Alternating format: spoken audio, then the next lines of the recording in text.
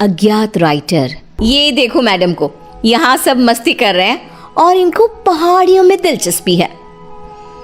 पहाड़ी नहीं है, ये जंगल है। अंदर क्या होगा? किसी का घर, कोई पुरानी हवेली, या और क्या हो सकता है? कहीं तू ही तो नहीं रहती ना इस जंगल में? अब इसका नाम भी बता दे। आज से इसका नाम पालन खेत, मेरा घर, आहार। कालिंदी बचपन से ही रहस्यमय शक्तियों में मानती थी। जहां उसकी उम्र के लोग मॉल घुमा करते, उसे जंगल सन्नाटा अपनी ओर खींचता था। वो अपने सपनों को हकीकत से जोड़ने की कोशिश किया करती और अपने अनुभव को एक डायरी में लिखा करती थी, जिसके कारण उसके बेंचमेट उसका बहुत मजाक उड़ाया करते थे। फिर से कुछ लिखने बैठ गई तू? कितनी बोरिंग है रे तू। बस रुकती है और सभी नीचे उतरते हैं। वाटरफॉल के पास का नज़ारा बहुत ही खूबसूरत होता है।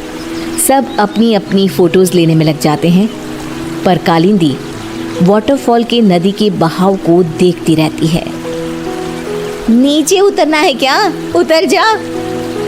सुष्मिता की बात पर कालिंदी चिढ़ जाती है और नदी के बहाव के साथ चलती हुई उसी जंगल में पहुंचती है जिसको उसने पालन खेत नाम दिया था।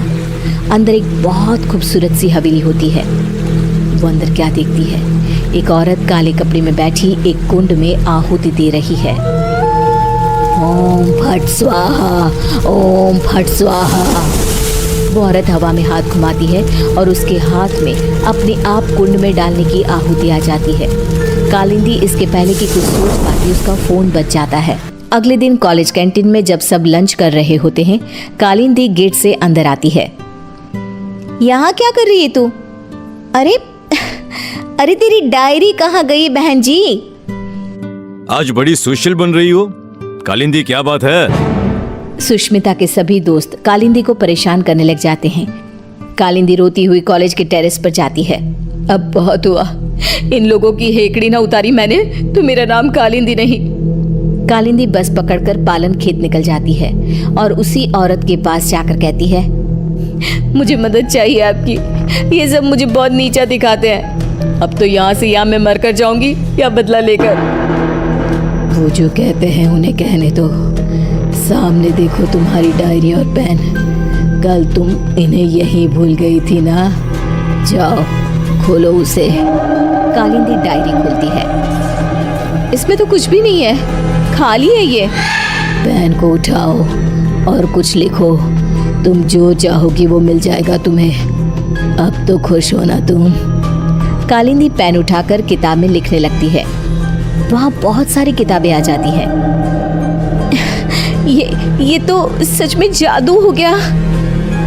तुम्हारा मन बहुत अच्छा है बेटी, जाओ अब खुश रहो।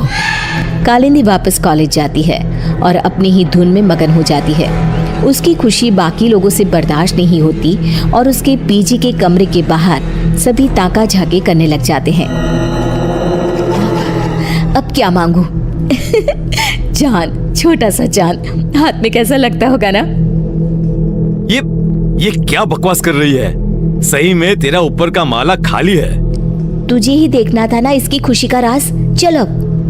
दोनों आगे बढ़ ही रहे होते हैं कि खिड़की से एक रोशनी आती है। दोनों देखते हैं कि कालिंदी के हाथ में सच में चांद है। ये मेरी आंखों का धोखा है। धोखा है, ऐसा कैसे हो सकता है? नहीं।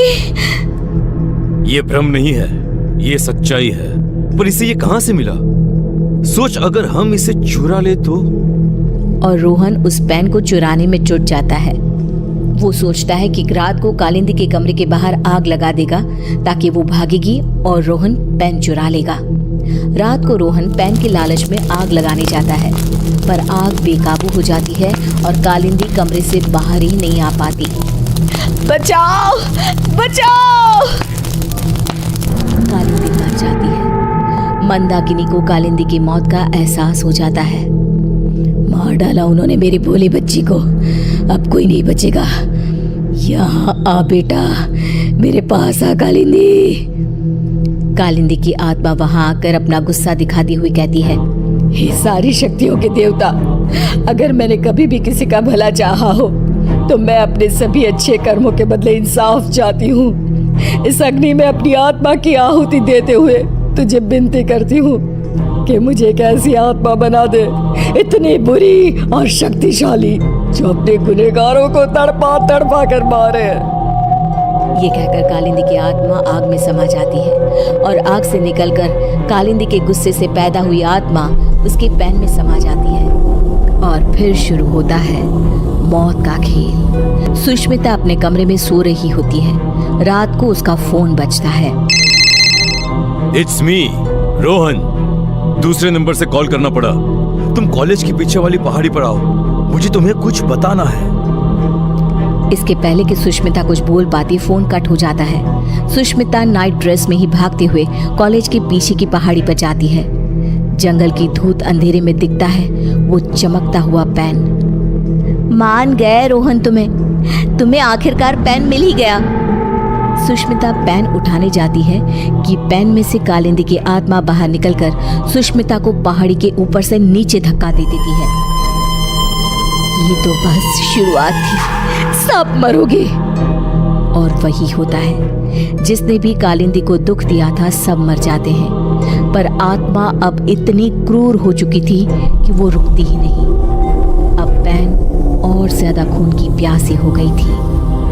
एक दिन 16 साल का एक लड़का करण नदी के किनारे बैठा हुआ होता है।